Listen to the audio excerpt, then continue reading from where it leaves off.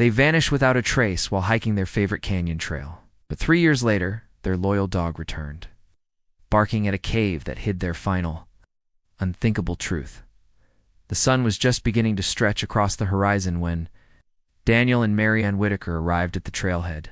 They had driven up from their home in Flagstaff just after 5 a.m., the old Subaru humming with quiet purpose as they climbed the winding road toward the canyon.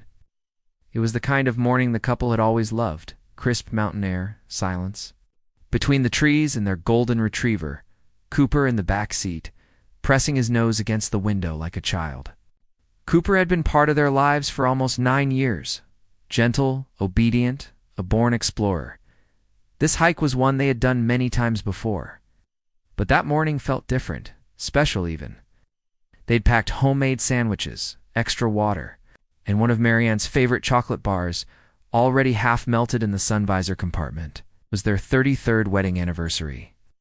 And this Trail Maple Canyon loop into a lesser-traveled pocket of the Kaibab National Forest had always been their shared escape from everything. They locked the car, clipped on their small packs, and let Cooper lead the way. By 9:15 a.m., they were deep in the southern curve of the loop, where the path narrowed and pine shadows danced like ripples on water. Marianne stopped to photograph an oddly shaped rock. Daniel wandered a bit off trail to inspect a fallen trunk. Cooper barked once at something in the trees, nothing unusual. It was the last time anyone saw either of them alive. When they didn't return by evening, their daughter Jenna grew uneasy. She tried not to overthink it. They were seasoned hikers, and Maple Canyon wasn't known for danger, but something felt off. Her last text to her mom had gone unread for hours. Calls rang without answer, and Cooper's GPS tag, which always showed up on the family pet app, was suddenly offline. By the time night fell, Jenna had called local authorities. A search team was dispatched at dawn. For 3 days, they combed the loop: volunteers, deputies, dogs, but there was no sign of Daniel or Marianne. Not a shoe print, not a dropped water bottle, not even Cooper. Their car remained untouched at the trailhead, parked perfectly, as if waiting. The terrain was unforgiving in places: steep rock faces, old mine shafts, shallow ravines choked with brush. But the couple had hiked it dozens of times. They knew the trail better than most locals. By the 6th day, the sheriff's department began using phrases like presumed lost and likely fell. Jenna refused to accept it. She organized a private drone search, hired retired rangers, and even offered a personal reward. But nothing surfaced, no remains, no gear, no Cooper, until the 3rd spring. It was a cold April morning when Kathy Lavelle, a retired ranger working with a trail restoration nonprofit, spotted the dog near the ridge above Copperhead Hollow, nearly 7 miles off the main canyon path. The golden retriever was older now, his fur matted, ribs faintly visible beneath his coat, but his eyes were clear and around his neck. Still buckled loosely was his original collar. She called to him softly. We didn't growl or bark, just stared. Then slowly he turned and began to walk. She followed. They climbed a narrow slope she hadn't hiked in years. The land was rugged and partially closed due to erosion. But the dog, this aging golden retriever, moved with unsettling purpose, as if retracing a memory. At the edge of the incline, he paused, sniffed the air, and then disappeared into the brush. Kathy hesitated, then pushed through the tangle of branches and overgrowth, her boots crunching dry soil. There it was, a narrow cave mouth hidden behind a downed juniper and a patch of ferns. Unmarked, missed by every previous search. Cooper sat just outside it, silent. He didn't go in. Just waited. Deputies arrived less than 2 hours later, guided by Kathy's GPS pin. They brought flashlights, cameras, gloves. By 1:30 p.m., the scene was confirmed. Inside the cave, dry, tight, and more than 6 feet deep, were skeletal remains partially buried in loose soil. 2 distinct skulls. Fragments of denim, one hiking boot, a rusted thermos, a faded gray day pack, and beside it all, an old titanium wedding ring. DNA would later confirm what everyone already knew: Daniel and Marianne. Whitaker had been found, But that wasn't the part that shook people. It was how they had ended up there. The position of the bones, the missing items, and, most haunting of all, the fact that neither body showed signs of trauma. No broken bones, no claw marks, no bullet wounds, no blunt force injury, just the people huddled in a cave, as if they had gone in together and never come out. Back in Flagstaff, Jenna received the news with shaking hands. She had always hoped they would be found, but not like this. Not with so many questions. In the official report, Cooper was listed as the canine who led responders to the remains. But what wasn't written down was what Kathy Lavelle later told the sheriff privately. She said when they first approached the cave, Cooper had started barking sharp, urgent, wild, not at the cave, but at the trees behind them, almost like something was still there, watching. The morning after the discovery, Detective Elijah Crane stood beneath a thin canopy of canyon pines, staring at the black opening in the hillside. The cave was smaller than he imagined, no more than 10 feet across at the mouth, narrowing quickly toward a jagged bend that dipped out of sight. From the outside, it looked like nothing, a shadow where there shouldn't be one. But inside, in that stillness, 2 lives had ended. For Crane, seasoned investigator with 2 decades in wilderness cases, the scene was strange, too clean, too quiet. He crouched at the threshold, brushing a gloved hand over the dry dirt floor just inside the cave. A light breeze whistled through the pines behind him, but here the air was still, musty, cold, like the cave had been sealed off from time. Behind him, Deputy Santos was photographing the entry angle again. "You see how the brush regrew?" she muttered. "This place was buried.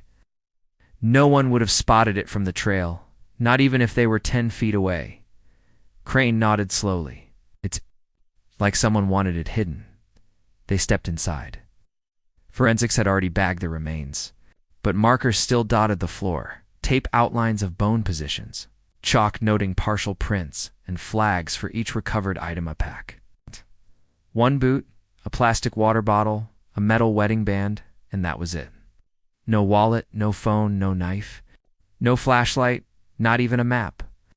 Nothing Daniel or Marianne would have carried on a hike was present except 1 half-filled thermos and the day pack, which was almost completely empty. It didn't make sense. These weren't tourists who wandered off. They were experienced hikers, responsible, cautious. Jenna had even confirmed they always carried emergency supplies, protein bars, water tabs, whistles, even a small flare kit. None of it had been found. Crane exhaled through his nose. Something wasn't right. Back in Flagstaff, Jenna Whitaker sat at her kitchen table, sifting through printed photos emailed from the sheriff's office. They had offered to shield her from the details. She declined. "I need to see everything," she told them. Every item, every angle. She had lived in limbo for 3 years, wondering, hoping, fearing. Now she needed the truth, no matter how hard it looked. There were 10 photos in total, 8 of the cave, 2 of Cooper beside it, ears perked forward, staring into the trees. Jenna studied them slowly, her eyes scanning the cave interior again and again, comparing the soil texture, the clothing scraps, the collapsed backpack beside the skeletons. Then something caught her eye in the 3rd photo, taken from a wide angle toward the back corner. She saw a dark outline near the left wall, thin, vertical, like the edge of something just barely hidden in the dirt. It didn't look like rock, and it wasn't marked in the item inventory. She zoomed in. It was partially buried but unmistakably man-made, a fabric strap, possibly from a second bag. She opened the next photo, a closer shot of the same area. In that one, the strap was gone. Jenna blinked. Had it been moved or removed? She picked up the phone and called Detective Crane directly. "I need to ask you something," she said. "Did your team find 2 backpacks?" "No," Crane replied. "Only 1. Jenna paused. "And someone either missed it or took it before you got there." Crane was quiet for a moment. "Can you send me what you're looking at?" She did. 5 minutes later, he called back. "I'll have forensics go back first thing tomorrow." But Jenna already felt the knot forming in her chest. Something had been there, and someone didn't want it found. Later that afternoon, Crane met with Ranger Denise Harlow, who had participated in the original search 3 years earlier. Now retired, she still volunteered part-time for local rescue drills and knew the trails better than anyone else in the county. When Crane showed her the location of the cave, she went silent. "That's not in any mapped basin," she said. "That ridge was supposed to be off limits after the rockfall in 17. You're saying there were no known caves in that area?" Crane asked. "Not naturally formed," Harlow answered. "And we would have found it back then." We spent 5 days in that section during the original search. "So either it wasn't exposed then," Crane murmured, "or it was deliberately concealed." She nodded. "I'd bet on the latter." The next morning, forensics returned to the cave. What they found, or rather, didn't allow me, made things worse. The spot in the photo where the fabric strap had appeared was now clean. No trace of the strap. No additional gear, no tool marks, not even fresh prints. The earth in that corner was recently disturbed, as if someone had come after the discovery and taken something. Crane pulled the official search logs again. Aside from the original forensic team, only one other person had returned to the site. In the hours after the dog led them there, a man named Dean Merritt, an independent wilderness survivalist. He'd been hired as a volunteer advisor during the cave entry because of his previous mapping work in the area. Crane remembered him. Tall, late 50s, flannel shirt, sharp blue eyes, friendly, curious. He'd said he'd hiked the canyon since the 80s, but his name hadn't come up again. Crane called him and got voicemail. He called again, an answer. Then he called Ranger Kathy Lavelle, the retired ranger who first spotted Cooper. "Did Dean Merritt ever show interest in the area around the cave?" he asked. She hesitated. "Not that I noticed, except, well, he did mention knowing about a miner's hideout near that ridge, something not on maps." He said it casually, like a story. I didn't think much of it. Crane's pulse picked up. That cave hadn't been in search maps, but maybe someone had known it was there all along. That night, Jenna couldn't sleep. She kept thinking about her parents, about how they must have entered that cave voluntarily together. Why? What had they seen? What had they heard? The skeletons had been found, sitting, not collapsed. That was another thing Crane had shared. They weren't attacked. They weren't dragged in. They had entered and never left, like they were hiding, waiting, or afraid. And yet no one could explain what from. 2 days later, Cooper was taken to a veterinarian for a full evaluation. He had been quiet since the cave, refusing to eat, bark, or fetch. But one thing stood out, embedded in the fur behind his left ear. The vet discovered a small scar, old, faint, roughly 3 years old, just above the spot where a microchip would normally be inserted. Only this scar didn't match the shape of a chip implant. It was too wide. When the vet scanned him, nothing came up. His original chip was gone, extracted. Crane stared at the photo of Cooper lying outside the cave, jaw set. Someone had found him before Kathy did, and whoever it was had erased his trail. But not fast enough, because the dog had come back anyway, leading them not just to his owners, but maybe to what killed them. It was nearly a week after the cave discovery when Detective Elijah Crane and Jenna Whitaker stood side by side at the edge of her parents' garage, sifting through dusty boxes.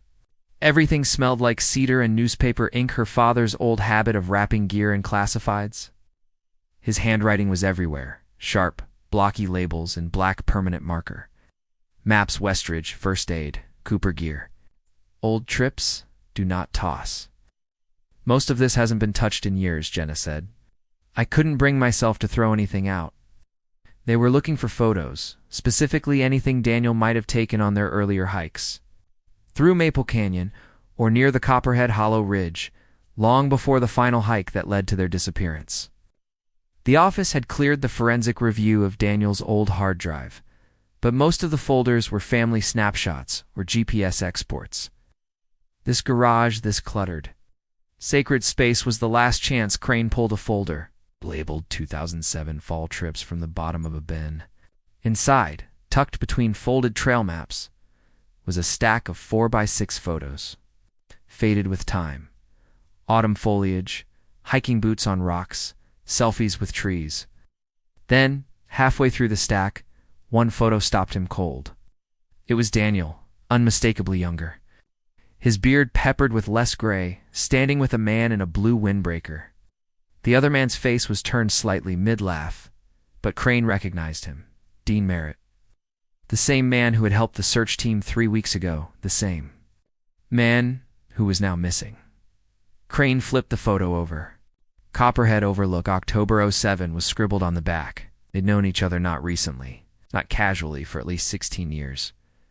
Later that afternoon, Crane made the drive out to Dean Merritt's last known address. A weathered log cabin tucked into a clearing 2 hours north of town. No lights were on, no car in the driveway. The door was locked, but a curtain fluttered where a window had been left cracked open. He walked the perimeter and paused when he reached the back porch. A pile of old hiking journals sat under a tarp, partially damp from rain.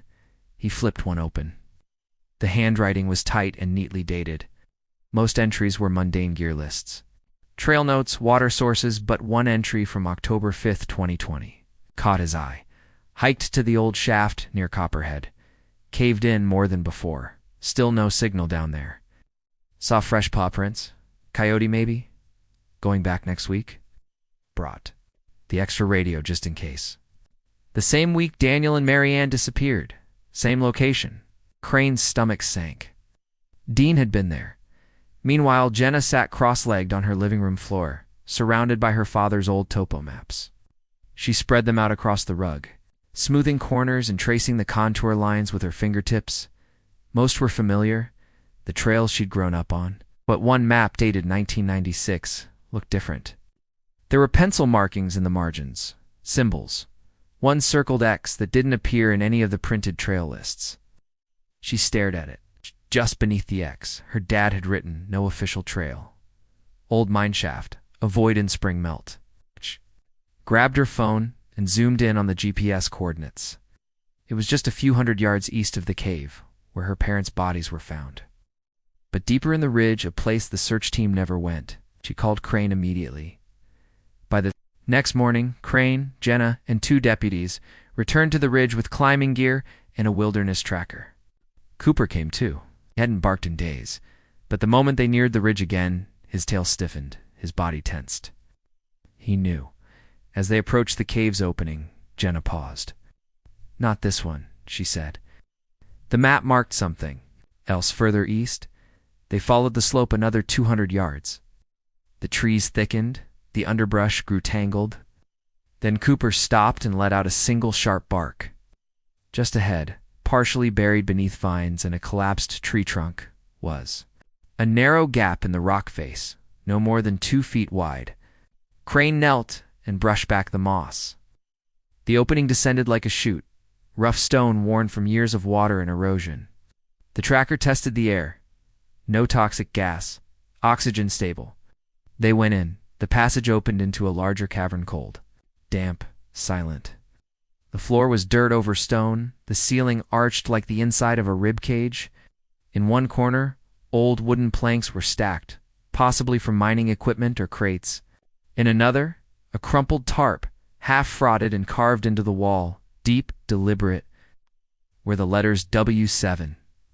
Jenna ran her fingers over them. "What is this place?" Crane didn't answer. His flashlight beam fell on something else. A metal thermos tucked behind a rock, half buried, weather-worn. He picked it up. The initials DW were etched faintly on the lid. Daniel Whitaker. But this wasn't the cave where their bodies were found. This was somewhere he'd been before. Back at the sheriff's office, Crane began digging. State geological records, mining history registries. Anything he could find about W7. The answer came from a retired mining inspector named Len Gillis, who called him directly 2 days later. W7 wasn't a trail code, Gillis said. It was a claim site, one of about a dozen registered back in the 1940s, private, unauthorized mining. Most were never formally logged. Local legend says 1 or 2 were used for hiding contraband guns, cash, even a body once. "Do you know where the registry documents went?" Crane asked. "Burned in a fire in '71? Only thing left was the master map, and that one's been missing since the 90s. Crane hung up, heart pounding. That map, could Daniel have had it? Could he have known about W7? That evening, Jenna found one final item in her father's garage, tucked behind the insulation board of the workbench wall, a folded leather notebook. Inside were sketches, coordinates, brief notes, some labeled Red Path, others Separable Needs, Deeper Look. And beneath it, in her father's handwriting, Dean wants to go back. Not sure I trust his reason. Jenna's breath caught. He had known. He had feared something, and he hadn't told her. Crane stared at the note. So Daniel had mapped W7. He had told Dean, and 3 years ago, something brought them both, Daniel, Marianne, and maybe Dean back, to that ridge, but only Daniel and Marianne ended up dead. And someone, somewhere, had removed evidence from the cave. Afterward, Crane didn't say it out loud, but it was clear Dean wasn't just a search volunteer. He had been there before. He might be the last person alive who knew the truth. The knock came at 7:46 p.m. Dean Merritt opened his motel room door. Wearing the same flannel shirt he'd been photographed in years earlier, the one from the trail photo with Daniel. His face looked drawn, paler than before. Beneath his collar, the edge of a healing scratch peeked through. Detective Elijah Crane stood silently on the threshold. 2 deputies waited in the parking lot behind him, their posture unthreatening but firm. Dean didn't ask why they were. There, he just stepped aside and let Crane in. The motel room was tidy. A rucksack sat neatly by the bed, partially packed. A trail map lay open on the desk, and beside it, a field notebook flipped to a half-torn page with handwritten numbers. Crane nodded at the page. "You were going back?" Dean exhaled. "I was thinking about it. W7. Dean said nothing. Crane sat down. "I know you and Daniel went out there before. I saw the photo. Jenna found the map. You led him to that cave system, didn't you?" Dean rubbed his hands together slowly. "I didn't lead him," he said finally. "We found it together. 2007. We were hiking, came across a narrow chute in the ridge, not listed anywhere. Inside, there were signs someone had used old gear, tools, symbols etched into the rock. You went back in 2020, Crane said. Dean nodded. Daniel called me, said he wanted to revisit the ridge on his anniversary weekend. Said he felt like something about the cave had been bothering him for years. He was vague. And you agreed? I shouldn't have. Crane leaned forward. Did you go with them the day they disappeared? Dean looked up. I followed them. Dean explained how Daniel and Marianne had started their hike around dawn, how Cooper had bolted from the car before they clipped his leash, how they'd gone up the south trail instead of their usual loop. I knew what that meant, Dean said. I knew where they were going. So you followed, Crane said. He nodded. About a half-mile back. I wasn't planning on meeting them. I don't know, I felt responsible. Responsible for what? Dean hesitated. For what was down there. They reached the old cave entrance, W7. Around 9:30 a.m., Dean said he stayed back in the trees, unsure if they saw him. Then, he heard Cooper barking, not playfully, but panicked. When he crept closer, the couple was already inside. I heard voices, Dean whispered, not theirs. At first I thought it was just echoes and a sound metal striking stone. Crane stiffened. You're saying someone else was in the cave? I think so. Or something. Did you go in? Dean shook his head. I froze. Then I heard Daniel yell, not a scream, just a sharp yell. Then silence. I waited. It felt like forever. And Cooper came out alone, covered in dust, shaking. You didn't help them. Dean looked down at his hands. I didn't know what to do. Crane asked why he hadn't come forward. Dean's voice cracked. I thought they'd just gotten lost, or that I imagined it all. When the news came out, when the search started, I wanted to tell someone, but I knew how it would look. Someone cleared something from that cave before forensics got there, Crane said flatly. You were the only person who went in between. Dean looked up, alarmed. No, I swear I never touched anything. I never even crossed the cave mouth. Then someone else did. Dean's silence was answer enough. Back at the sheriff's office, Crane revisited the recovered journal entries from W7. Most were typical water levels, elevation notes, oxygen. Stability but one stood out. A short page with block text circled in red ink. 2 voices, one male, one female. They didn't hear me, stayed silent, waited for light to pass. It was unsigned, no date, but it had been buried in the same box as Daniel's trail notes. And in the corner, barely visible, was a partial. Print Jenna's father hadn't written that. Someone else had. A call came in late that evening. One of the deputies, Nina Voss, had returned to the secondary chamber of W7 during a deeper dig behind the stacked crates. She'd found something unexpected, a handheld 2-way radio tucked beneath a canvas flap. The battery was dead.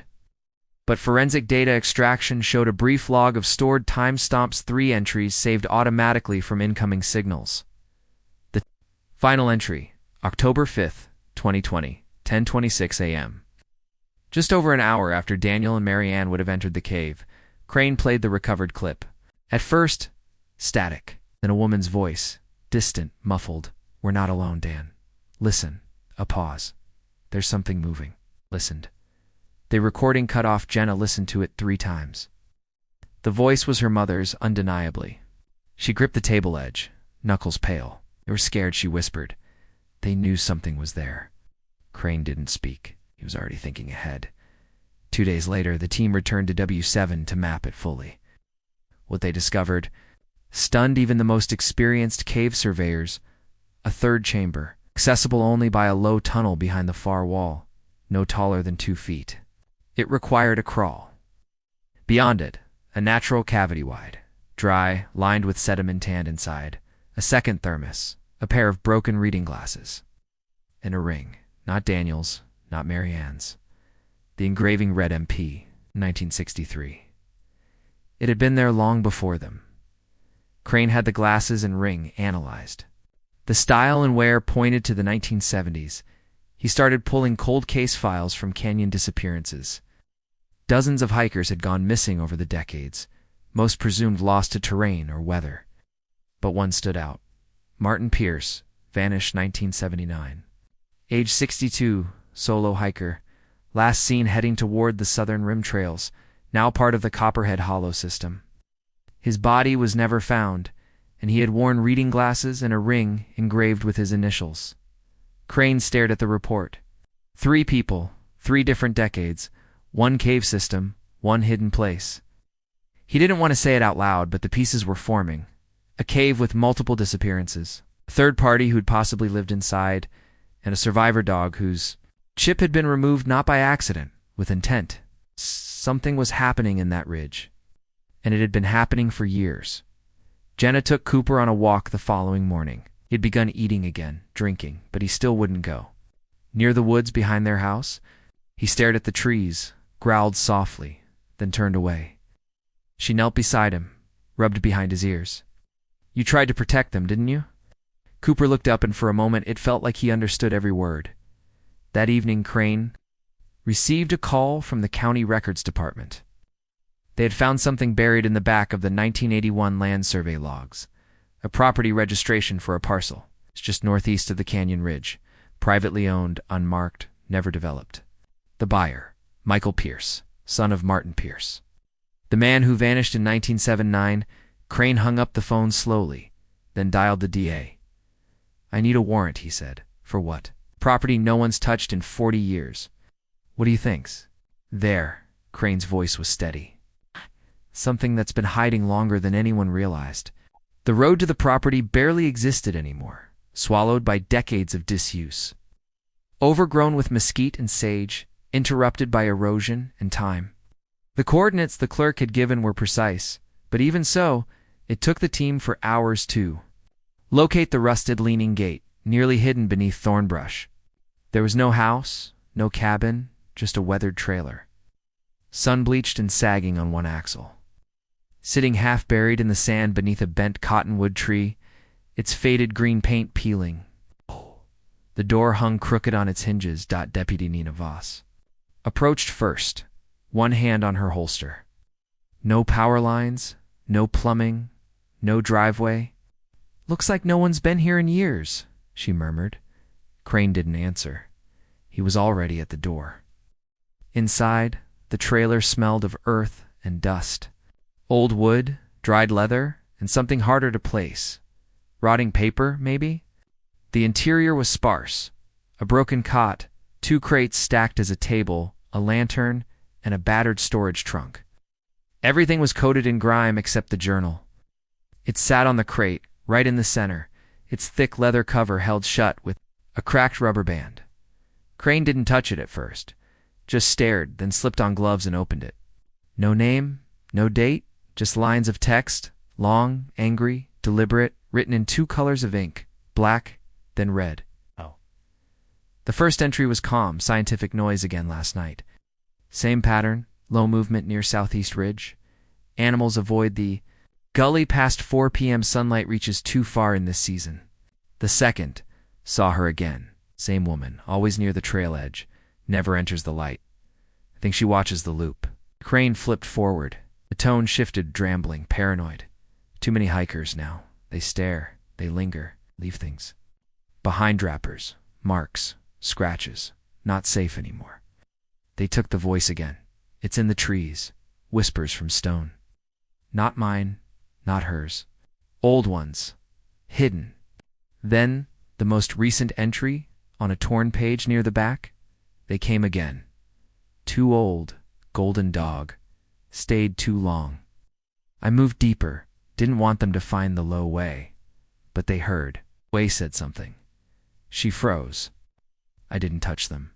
Not this time. They left the trail, but I didn't pull. Oh. They followed the path on their own. They always do. Crane lowered the journal. No signature, but the handwriting was unmistakable. Handed it silently to Voss, then turned toward the cot. Below it, partially tucked beneath a stained tarp, were items far more recent. A pair of worn-out boots. Size 10.5, a rusted trail knife, and a Polaroid of a man graying. Heavy beard standing at the cave entrance, smiling. Crane's hands tightened around the edge of the tarp. I want a full forensic sweep, he said. Every inch of this place soil samples, hair fibers, blood. But who lived here? Voss asked softly. Crane stood slowly. We're about to find out. By mid-afternoon, the forensics team arrived. They found food wrappers dating as recent as early 2020, cans of beans, protein bars, freeze-dried meals, some still unopened. Someone had lived here or returned frequently, even after Daniel and Marianne disappeared. But most disturbing was what lay inside the old trunk. Folders. Dozens of them, all labeled. Each one contained cut-out newspaper articles, trail maps, copies of missing persons reports. Some dating back to the 1960s. Every report involved hikers who had disappeared within 15 miles of Copperhead Hollow. In total, 34 profiles, some full, some partial, some just a name and year. And at the bottom of the pile, the most recent file, Whitaker, Daniel, and Marianne. October 5th, 2020. Inside was a blurry printed screenshot, an old photo of them holding hands near a river. A photo Jenna had posted to Facebook for their anniversary that year. Crane felt a chill rise under his collar. This wasn't just someone hiding, this was someone watching. They brought the journal and the photo to Jenna that evening. She stared at the page, hands trembling. That's them, she whispered. From my post, that was the morning of their hike. Crane sat down across from her. I believe the person who lived on that land monitored hikers, kept files, recorded behavior, possibly even interacted, though there's no clear evidence of direct violence. Jenna looked up sharply.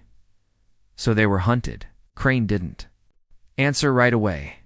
It's complicated. There's no definitive proof, but the entry suggests this person saw your parents, followed them, maybe even interacted with them inside the cave system. And you think he killed them? He shook his head. I think he lured them, not intentionally maybe, but his presence, his paranoia, created an environment where people lost their way, where they felt followed, watched. That's enough too. Make even smart hikers panic. Jenna's eyes filled. They were good people, she said. They would have helped someone.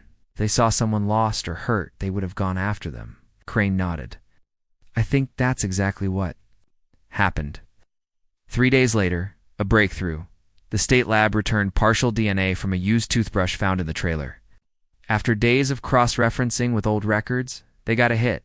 James Monroe Pierce, born 1942, presumed dead since 1991, confirmed son of Martin Pierce.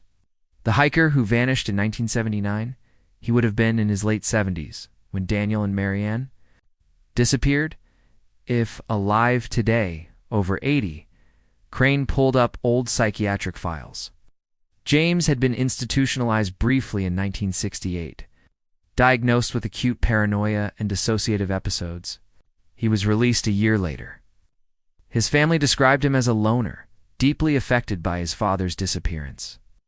In a 1983 letter to a cousin, James wrote, "If you listen long enough, the rocks start talking back. Dad knew. That's why.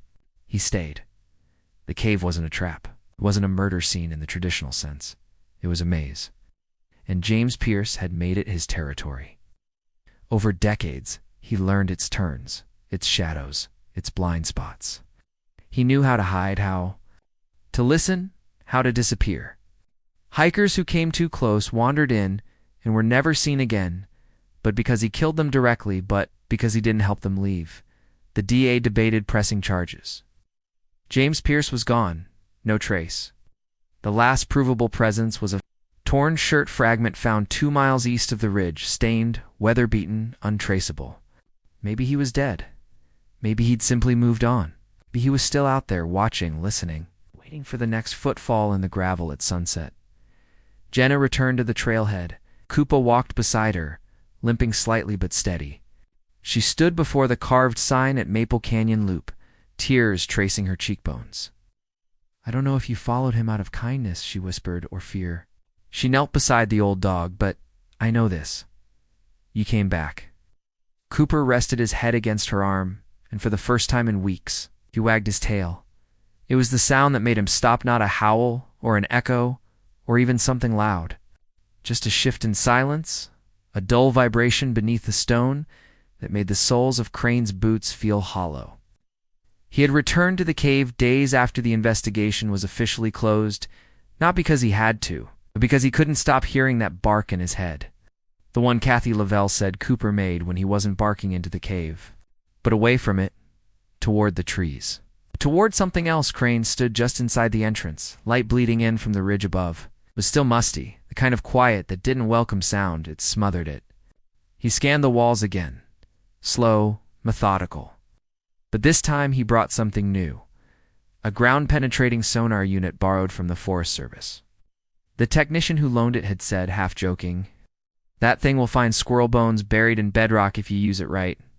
Crane wasn't looking for squirrel bones. He pressed it against the leftmost wall, slow sweep, flat line. He moved right flat again. Then, at the far back of the cave, the sonar chirped. Not high, not frantic, just a different shape. A pocket of air behind dense sediment, an anomaly, a hollow. 2 hours later, alone, a ranger crew arrived with hand tools and a battery-powered masonry saw.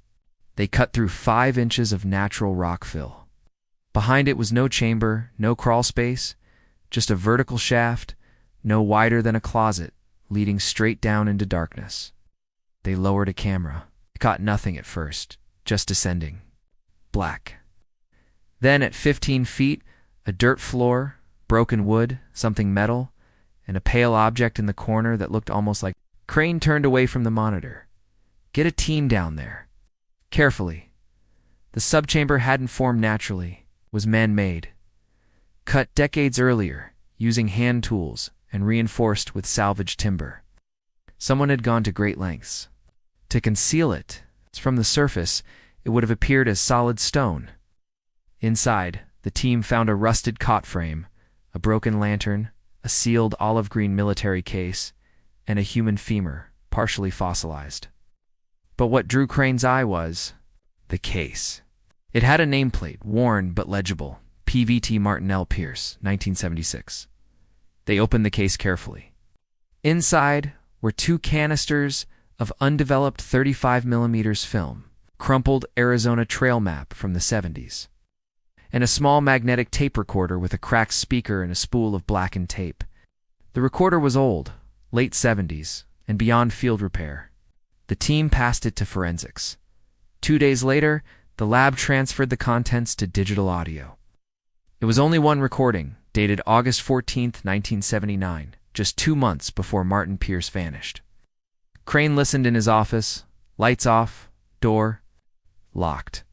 The voice was male, gravelly, cautious. "This is Martin Pierce, 43 years old, Army veteran, stationed out of Fort Huachuca until 76. I have no idea who's going to find this. I don't even know if I'll be alive when they do, but I need someone to understand what's happening." Here, a pause. The static rose and fell. "There's something in these canyons. It doesn't live here, it waits here. It feeds on being unseen. I came to look for my son. I know he's here somewhere, hiding or lost, maybe not alone. But the longer I stay, the more I hear it. Not voices, not howls, just attention, like the walls lean in. If you're hearing this, don't follow the loop trail. Don't follow the noise. Don't listen. If someone calls your name at night, they're not calling you." Click silence. Crane sat back in his chair. Whatever had begun with the Whitakers, whatever they had walked into, didn't start in 2020. It had been waiting long before. 2 more discoveries in the shaft solidified the pattern. First, a melted badge with the name D. Talbot, a solo hiker missing since 1988. Second, a journal with only 2 entries, both illegible, except the last line. "It doesn't want to be seen, but it needs you to look." Crane gathered the evidence and held a closed-door meeting with state park investigators. He laid out a map overlaying all historical disappearances, not just the Whitakers. 34 cases over 60 years. It's all within 3 square miles, but not scattered. They formed a pattern, a spiral, and at the center, the cave. That night, Jenna sat on the floor of her parents' old living room, Cooper at her side. She wasn't ready to let the story end in just a map and a tape. "I want to go back," she told Crane. He shook his head. "It's not safe. I want to understand. Someone was watching them, following them. Then I want to follow it back." Crane's voice dropped. "That thing, whatever it is, might be psychological.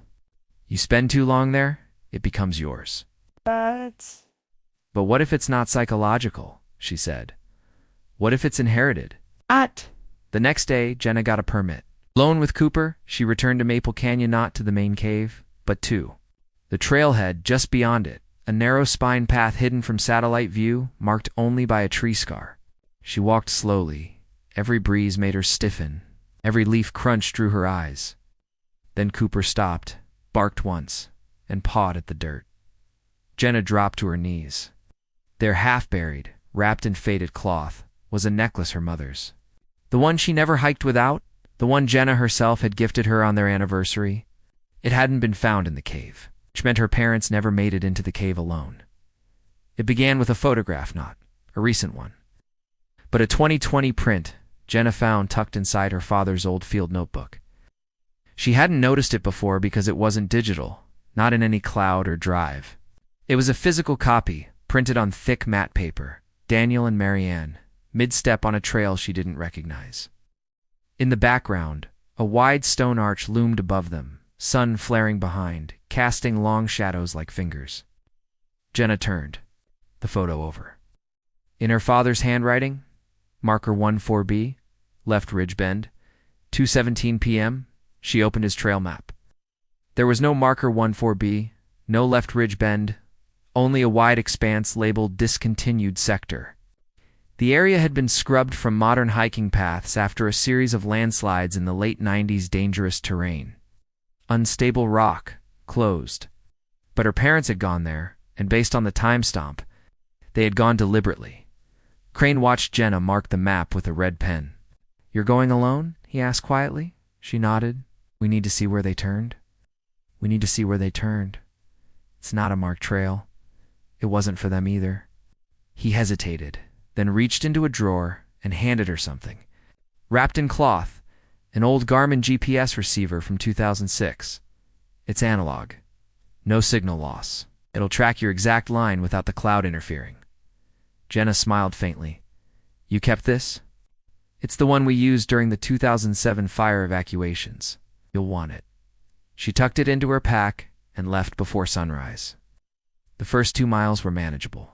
Familiar switchbacks, gritty creek crossings, Cooper's steady pace at her side. By mid-morning, she reached a fallen signpost buried in dust. The wood was cracked, the letters almost gone, but faintly she read Ridgebend. It was real. She pushed forward. By noon, the terrain changed. The ground rose sharply into twisted sandstone plateaus. Vegetation thinned. No birdsong.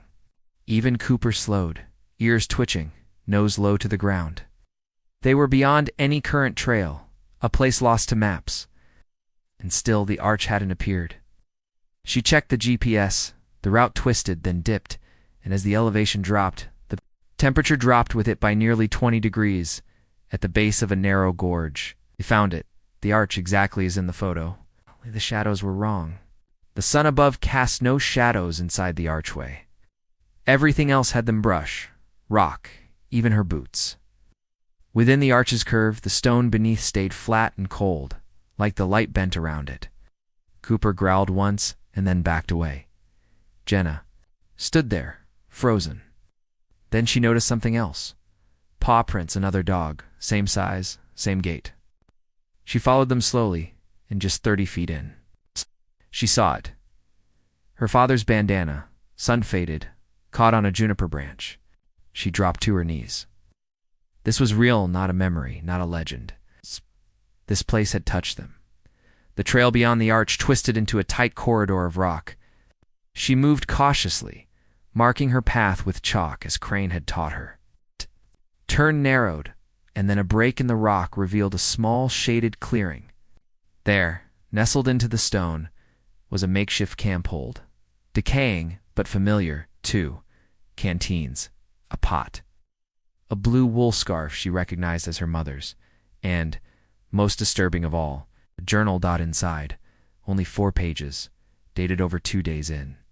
October 2020, written by Mary Ann Whitaker. Dan's leg is bad. He slipped yesterday. We thought this was the shortcut. The loop marker matched the one from his dad's notes. We saw someone, a man, or maybe a teen. He didn't speak, just watched from the ridge. Then he vanished. The cave entrance is smaller than we thought. It wasn't open before, like it grew. If we don't make it, Jenna, we love you. Cooper, find home. He'll lead someone. He always does. Jenna didn't cry. Not then. She folded the journal and placed it gently in her chest. Pouch. Then, from behind, a sudden crunch. She turned, heart pounding, but it was only Cooper. He stood perfectly still, eyes fixed on the tree line above. Jenna followed his gaze. There at the ridge stood a figure not moving, too far to make out detail, but watching. And in a blink, gone. She didn't chase. Instead, she took the scarf and started back, retracing every step. Using her chalk markers as anchors against the rising unease. By dusk, she reached the original trail. Crane was waiting at the park gate, hands on hips, radio in hand. She held up the journal wordlessly. Crane stared at it, then at her. You found her words, he said. She nodded. And you saw him, he added. She hesitated, then said quietly, I think they saw him too. That night, Crane reviewed the terrain data from her analog GPS. The route she had followed didn't appear on modern maps. But it did appear on a 1981 cartography overlay, a discontinued rescue route used by park rangers during monsoon season, last walked in full in 1992. But that wasn't the most shocking part.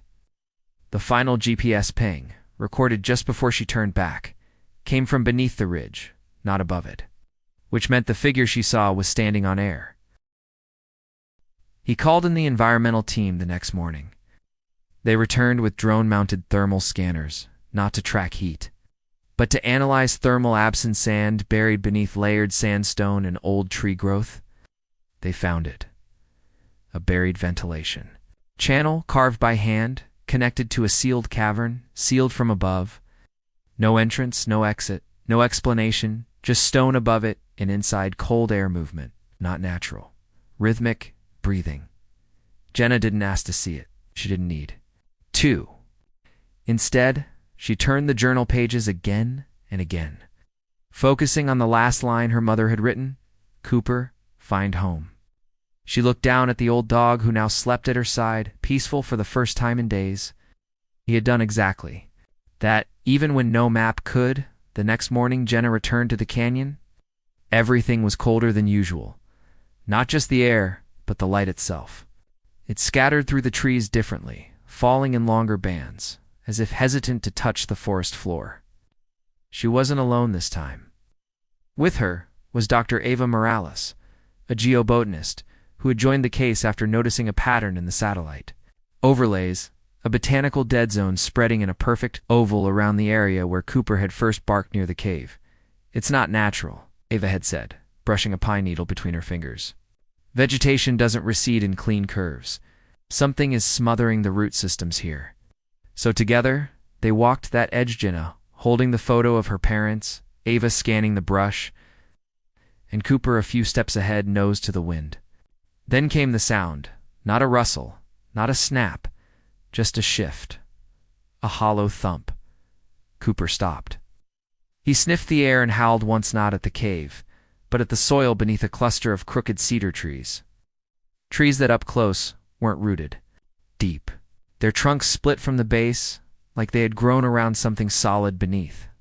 Ava crouched, pulled out a small probe rod and pushed it into the earth. It sank easily until, suddenly, it dropped 6 feet with no resistance. She looked up at Jenna. "There's air under us." Grain was called in with a full ground team the next morning. They brought geoacoustic testing equipment, not to drill, but to listen. Sound pulses were fired into the ground. The results stunned everyone. A large cavity beneath the surface. An underground pocket roughly the size of a garage with irregular walls. Crane muttered, "This wasn't in any survey." Ava's voice was sharp. "Because it's not stone. It's compressed organic matter. Something decayed or sealed." Permission to excavate came by midday. They dug by hand for hours, removing thick mats of tangled roots and compacted soil, until a layer of flat stones appeared, arranged deliberately like a roof. At the center, a single iron ring handle, almost fully rusted away. Crane and Ava exchanged a glance, then slowly lifted it. A breath of cool air escaped dry, musty, with the faint, unmistakable scent of animal fur, old clothes, and metal. They had found a hidden crawl space inside total darkness. The first thing they saw was a dog bowl, tipped over with the name Cooper written in faded marker on the underside. Then a sleeping bag, half open, and beside it, pinned beneath a stone, a strip of torn denim, the same color as Daniel Whitaker's last known outfit. Ava stepped forward, her voice trembling. "There's more." She reached behind a stone ledge and pulled out a weathered photo album, sealed in a plastic bag. Inside were old prints. Daniel and Marianne hiking, laughing, cooking, many from their final trip. But one photo stopped Jenna cold. It was taken from inside the cave, from a low angle, looking outward. Daniel and Marianne were in the frame, walking into the cave, smiling, unaware the camera was pointed at them, which meant they didn't take it. Jenna's knees weakened. "How did this get here?" she whispered. Ava shook her head. "Someone collected this, preserved it." "Why?" The team brought in a wildlife echo specialist named Roland, who had worked with missing animal detection in avalanche zones. He introduced a method Jenna had never heard of. "You can't always rely on visible clues," he said. "Animals remember frequencies of places, barks, howls, or even movement changes based on what lies beneath, using long-range directional microphones." Roland recorded Cooper's bark in different parts of the forest, then played it back through filters. Only near the cedar grove did Cooper's tone change. "It's not fear," Roland explained. "It's confusion, as if what he hears in response isn't silence. Echoes of Cooper's bark, a faint voice, not clear but unmistakably human, calling Jenna's name." Crane didn't want to tell her, but she demanded to hear it. He replayed it, faint, distorted. Jenna, then silence again. "Could it be a glitch?" Ava asked. Crane just stared at the soil, whispering, "Or a recording." From who? It didn't answer. By that evening, the cave entrance had been widened. A new tunnel, exposed beneath the hidden crawl space, led deeper down toward older sediment layers. It didn't match the cave system known to the area. It's artificial, Ava said. Carved decades ago. Someone's used this before. Inside, they found bones, some animal, some not, a pair of eyeglasses, a wristwatch stopped at 4:33, a torn flannel sleeve. Jenna picked up the watch. It was her mother's, the one she had given her after graduating college. I thought she wore it on her wrist, Jenna whispered. Crane replied gently, she did, which meant someone else removed it that night. Jenna didn't sleep. She stared at the dog bowl they had recovered. Cooper lay at her side, twitching in his sleep, whimpering softly. Then he stood up suddenly, alert, and moved toward the door. Jenna followed him to the edge of the clearing, where the excavation light still hummed. Cooper stared into the trees, and in the distance, just beyond the reach of the floodlight, a flash of movement too tall for an animal. Too still for a person, then gone, Jenna whispered.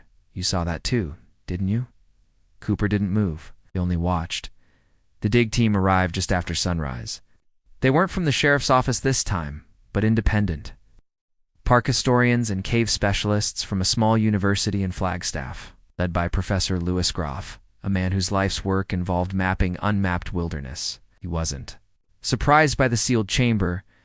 He was surprised by how familiar it felt. I've heard about this place, he told Jenna, only in whispers. Really? Old ranger talk. Nice. They used to call this stretch of land the Listening Fold. Why? Because things echo here that shouldn't. The team began the slow excavation beneath the crawl space.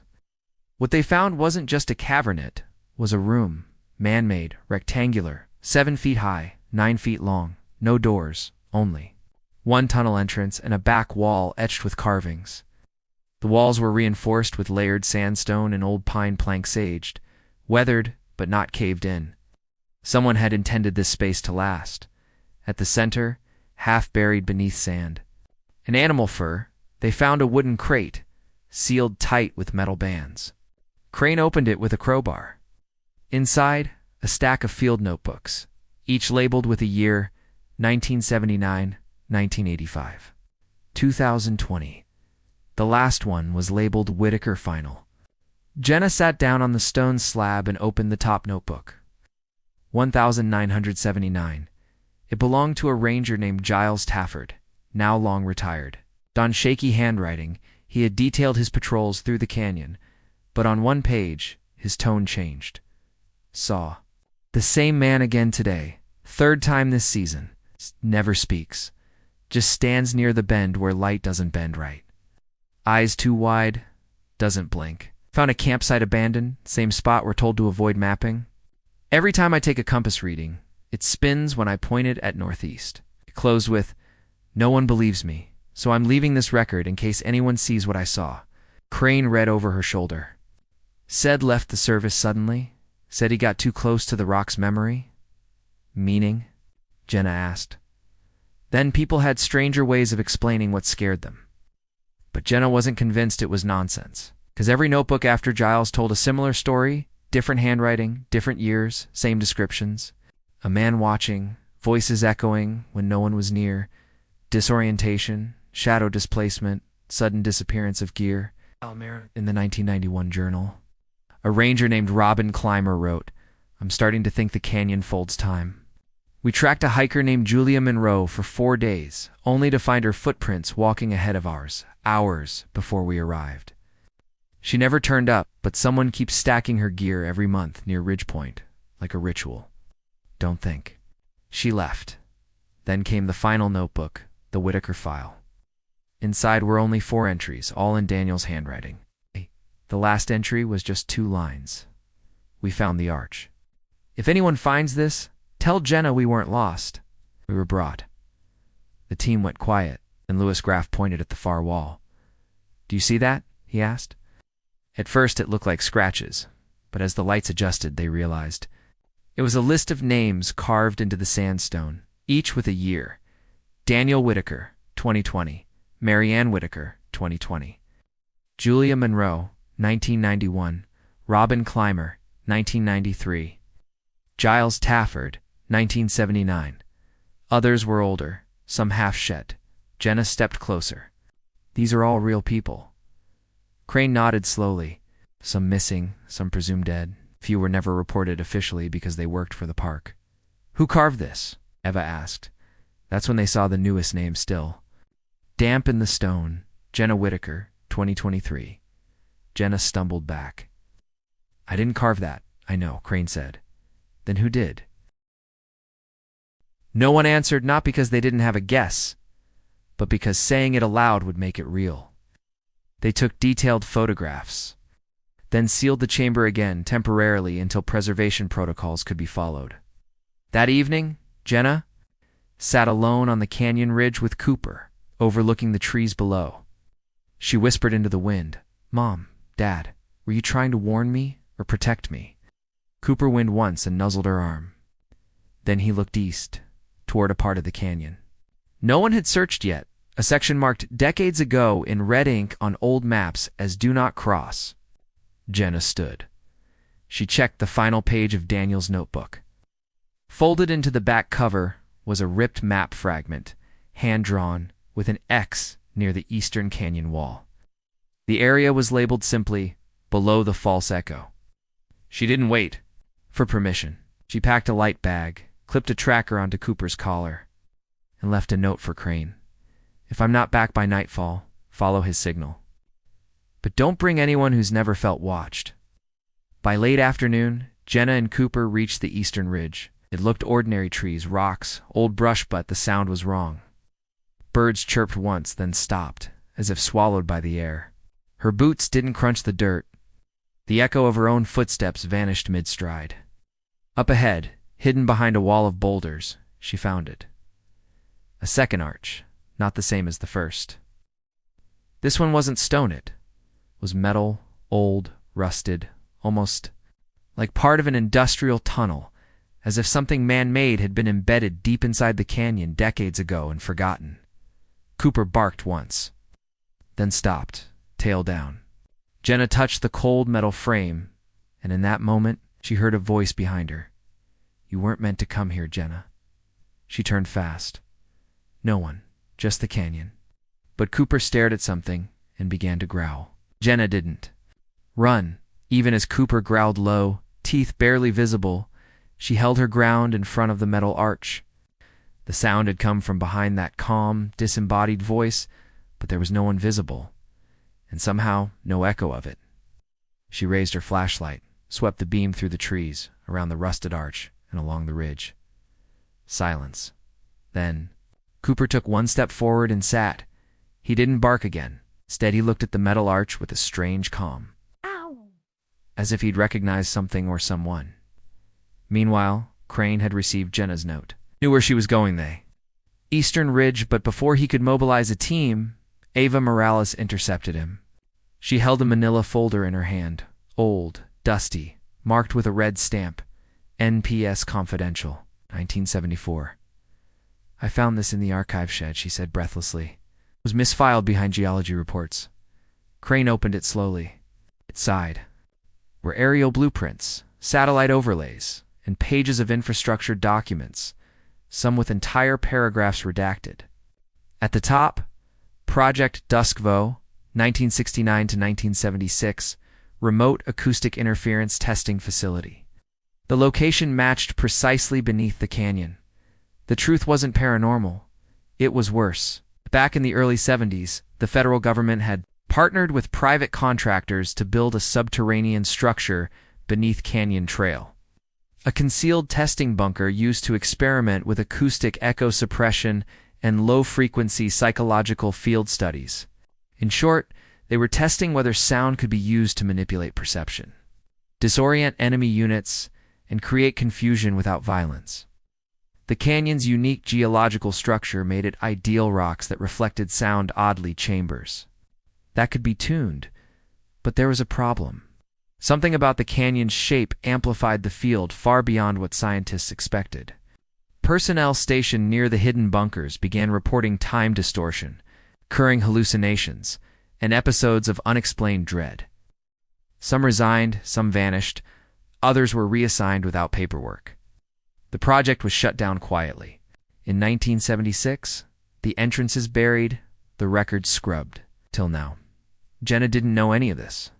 As she stepped through the metal arch, brushing away overgrowth, she found a narrow shaft reinforced with metal plates, its bolts rusted from decades of decay. A small side door stood ajar. Inside, stairs led down. Cooper hesitated but followed. The stairwell led to a sealed chamber. The air grew colder and thicker, like breathing through wet cotton. The walls were lined with acoustic panels, many of them melted or scorched. At the center of the room sat a single cot, a metal table, and an old reel-to-reel recorder, long, dead. But next to it sat a journal, one name on the cover, M. Whitaker. It was her mother's handwriting. Jenna opened it with trembling fingers. The last several pages were intact. The final entry read, "Day 3 underground. Daniel keeps saying we're being followed, but no one comes. The door above us shut on its own. There's no signal. We found maps down here, not park maps, plans for something else, long tunnels, acoustic testing corridors, names we don't recognize, coded labels. But worst is the machine. We turned it on, changed the sound in our heads. We kept hearing voices we recognized. Daniel heard his father. I heard Jenna, but we both knew. They weren't real, they were recorded manipulations designed to make us move, step, run into traps. We shut it off, then tried to leave, but something triggered a lock. This place wasn't abandoned. It was sealed. If anyone finds this, it was not an accident. We were studied. We were the control group. Jenna couldn't breathe. She looked at Cooper, now lying quietly beside the cot, as if this room felt familiar. Maybe it did. Maybe he was here once. Just then she heard footsteps, real this time, boots on metal, from the stairwell. She turned and there stood a man, late 60s, gray hair, faded ranger uniform, badge number worn. He looked startled to see her, but, "Not afraid? You weren't supposed to find this?" he said quietly. Jenna stared. "Who are you?" He stepped closer. "My name is Alan Clemens. I was one of the engineers stationed here in 75. Her hands trembled. "What happened to my parents?" Alan sighed. "We never meant for anyone to get hurt. But when the system failed, the trapdoor above the chamber locked. Couldn't open it without power. You just left them. No, I was the one who left the crate, the dog bowl, the notebooks. I stayed longer than anyone, tried to keep the system alive, to keep logs, to leave something behind. Why didn't you report it?" He looked away. "They told me not to. Said I could lose everything." Jenna stepped forward. "You carved my name into that wall." "I didn't," he said, "I swear." "Then who did?" Alan hesitated. "Someone's still down here." Her blood froze. "What?" There was another room, never marked on the maps, not even on Project Duskvo blueprints. It was called Chamber Z. Only the director and one other engineer ever went in. What was it for? I don't know. But sometimes you could hear typing, even when the power was dead. That night, Crane and Ava arrived. They'd followed Jenna's trail once Cooper's tracker pinged from below the canyon floor. The four of them, Jenna, Crane, Ava, and Alan, mapped the area. And just past the sealed recorder room, they found a hidden panel. Behind it, a locked door. 3 biometric pads lined the wall, one broken, 2 blinking. Alan stepped forward and placed his hand on the functioning pad. With a low hiss, the door clicked open. Inside was a small office, a desk, a lamp, a filing cabinet, and, on the desk, a sealed envelope labeled, "Do Not Open." Property of DHS Acoustic Research Division. Jenna opened it anyway. Inside was a short note. "Control is the illusion. Isolation is the method. Manipulate what they hear and you can steer what they see. Ain't." Duskvo was never about war. It was about influence. At the very bottom of the file, she found a still frame printed from a surveillance camera. It showed a woman and man walking hand in hand into the metal arch. Mary Ann and Daniel Whitaker. October 12, 2020, October 12th, 2020, 7:41. Exactly 3 years before the dog found the cave. In that moment, Jenna understood. Her parents had walked into the canyon unaware of what lay beneath. They weren't victims of a crime, they were participants in a buried experiment, one they never agreed to. And someone had watched every second, for the first time in years. Jenna walked the canyon alone, no rangers, no drones overhead, just Cooper beside her. Older now, slower in the knees, but still alert. His ears twitched every time the wind passed through the trees. She wasn't there to revisit the cave that had been sealed permanently. The Department of the Interior had finally acknowledged Project Duskvo, but only in private, no press release. No public investigation, just a quiet agreement to dismantle what was left and reclassify the area as environmentally unstable. Jenna had insisted they leave the clearing alone. She wanted to forget. But because some places should never echo again, the funeral was held in early spring. 2 caskets. Side by side, though the remains inside were Manumala torn flannel sleeve, the watch, the journal, the photo album. That was all. Jenna placed a single pine branch on each, not a flower, because her mother used to say flowers try too hard, but pine lasts through winter. Later that week, Ava Morales sent her a final package. Inside was a clean copy of the full Duskvo blueprint, a USB drive with audio logs recovered from the basement room, and a final note: I've resigned. I'm going back to research that helps, not hides. Thank you for pulling the thread. Jenna never opened the drive. She didn't need to hear any more ghosts. She moved back east a few months later, left the city job, and bought a small cabin in Vermont, where she taught geology part-time and worked with missing persons advocacy groups full-time. She never gave another interview, never wrote a book. She just lived quietly, away from the noise. On the 1-year anniversary of the discovery, she opened the photo album again, flipped past the earlier pictures, and paused at one she hadn't noticed. Before? It wasn't from the cavit. It was from before, Daniel, Marianne, and a teenage Jenna at a trailhead. Arms out, laughing, all 3 squinting into the sun. Whoever had taken it, they were smiling. Jenna smiled back. That night, Cooper whimpered softly in his sleep. Jenna rolled over and stroked the white on his muzzle. Still with me, huh? He didn't answer, but he didn't need to. The canyon would always hold its silence. But the girl who once searched it, she finally stopped, listening for echoes because she'd found what mattered and let the rest stay buried.